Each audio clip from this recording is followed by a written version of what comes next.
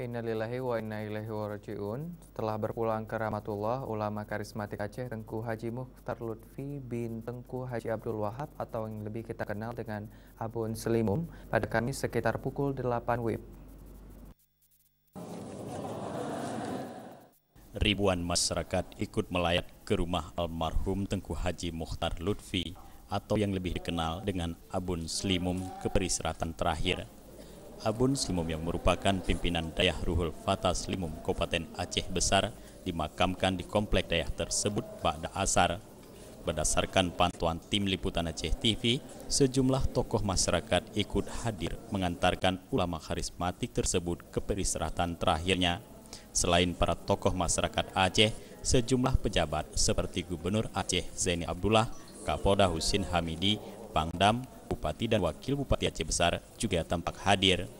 Setelah sempat disemayamkan di rumah duka, selanjutnya jenazah disolatkan di Masjid Komplek Dayah Ruhul Fatah. Ribuan masyarakat berbondong-bondong untuk mengantarkan ulama karismatik Aceh ini. Sejumlah pelayat dan santri Dayah yang mengaku kagum dengan sosok almarhum tak mampu menahan sedih karena merasa kehilangan.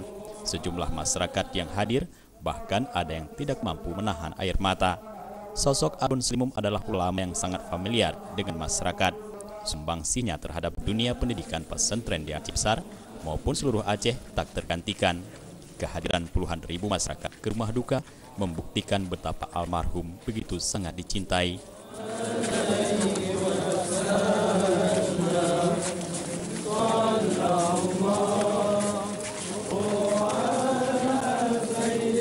Sebagaimana diketahui, almarhum Tengku Haji Mukhtar Lutfi bin Tengku Haji Abdul Wahab merupakan alumni dari Dayah Mudi Masjid Raya Samalanga pada masa almarhum Ahmad Dewi.